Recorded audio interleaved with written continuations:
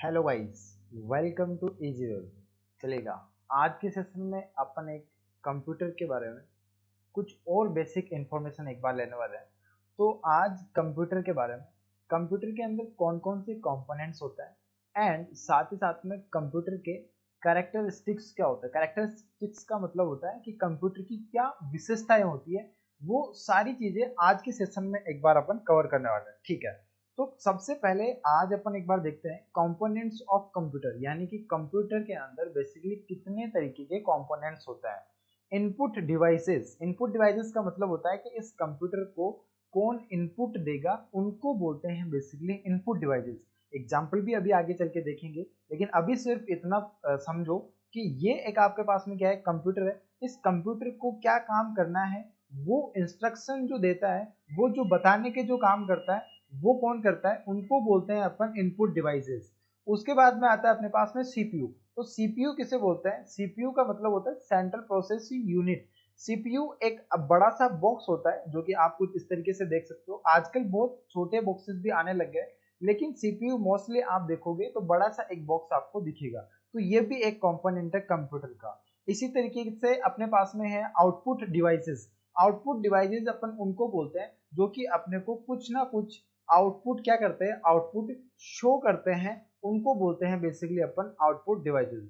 तो ये तीन तरीके के अपने पास में मेन कंपोनेंट्स होते हैं कंप्यूटर के, ठीक है। अब इनके एग्जांपल्स भी एक बार अपन चल के देखते हैं कि एग्जांपल्स क्या होते हैं इनके। सो जस्ट यहाँ पे अपन चलते हैं।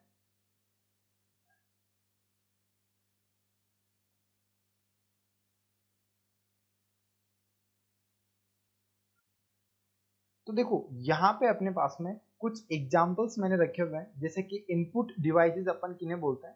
तो इनपुट डिवाइसेस बेसिकली जो कि इनपुट प्रोवाइड करते हैं कंप्यूटर को। फॉर एग्जांपल आपका कीबोर्ड।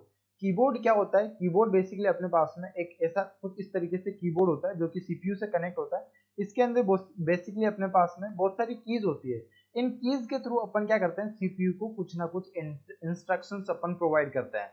इसी तरीके से आपका माउस हो गया। तो माउस भी एक आपके पास में कुछ इस तरीके का माउस होता है, जो माउस बेसिकली क्या करता है, माउस के थ्रू भी आप क्या करते हैं, कुछ ना कुछ इंस्ट्रक्शंस क्या करते हैं, प्रोवाइड करता है। फॉर एग्जांपल आपको कौन सा काम करना है, चेक कर सकते हैं, कैंसिल कर सकते हैं, सबमिट कर सकते हैं, ठीक है। तो जितने भी इंस्ट्रक्शंस अपन प्रोवाइड करते हैं कंप्यूटर को, उनको बोलते हैं बेसिकली इनपुट डिवाइसेस। तो माउस हो गया, कीबोर्ड हो गया, स्कैनर हो गया, ठीक है। ऐसे बहुत सारे इनपुट डिवाइसेस अपने पास में होते हैं। इसी तरीके से अपने पास में आउटपुट डिवाइसेस के कुछ एग्जांपल्स। आउटपुट का मतलब क्या होता है, जो कि अपने को क्या शो करते हैं, आउटपुट शो करते हैं, उनको अपन बोलते हैं output devices. For example monitor हो गया, या फिर आपके सिस्टम की या फिर आपके कंप्यूटर की एलईडी होगी, उसे भी अपन आउटपुट डिवाइसेस में कंसिडर करते हैं। स्पीकर, जो भी आपको आवाज सुनाई देती है, वो भी एक आउटपुट का ही एग्जाम्पल है।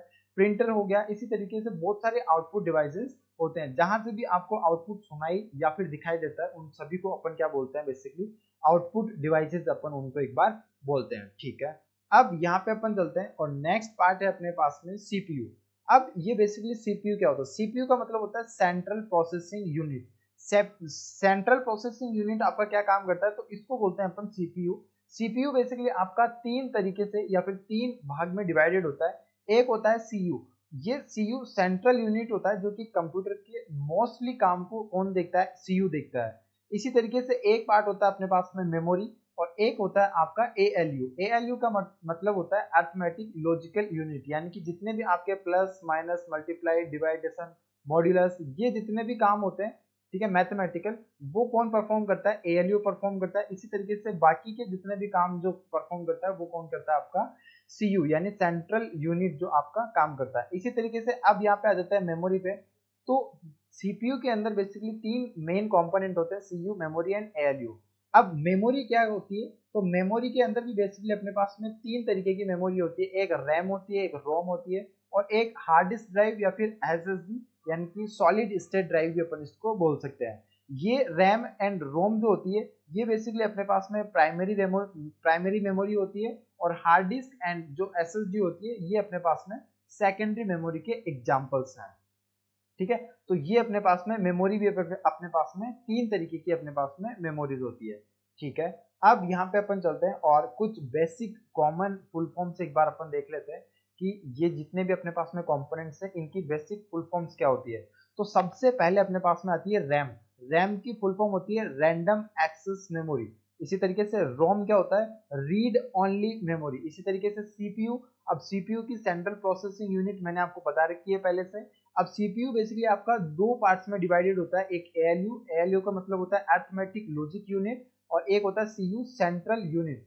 सीयू आपका मोस्टली काम में आता है और अरिथमेटिक लॉजिकल यूनिट आपका प्लस माइनस मल्टीप्लाई डिविडेशन, ठीक है, इन सभी के अंदर आपका एएलयू काम में आता है। अब इसी तरीके से आपका मेमोरी इन कंप्यूटर, तो मेमोरी भी अपने पास में तीन तरीके से कंप्यूटर के अंदर होती है, एक रैम होती है, एक रोम होती है, और एक हार्ड डिस्क ड्राइव, या फिर आप इसको बोल सकते हो कि एसएसडी की फॉर्म के अंदर भी अपने पास में मेमोरी होती है। ठीक है, अब यहाँ पे अपन चलते हैं और थोड़ा सा नेक्स्ट पार्ट पे चलते हैं। जनरेशंस के बारे में अपन देख लेते हैं एक बार कि कंप्यूटर के अंदर बेसिकली कौन कौन सी जनरेशन। फर्स्ट जनरेशन आपकी 1940s से 1950s तक चली।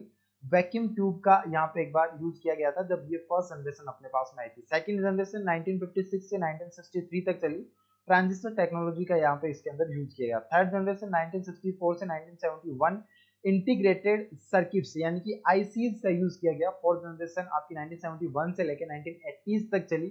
Micro processor VLSI, very large scale integration का यहाँ पे माइक्रो प्रोसेसर्स का यहाँ पे एक बार यूज किया गया था।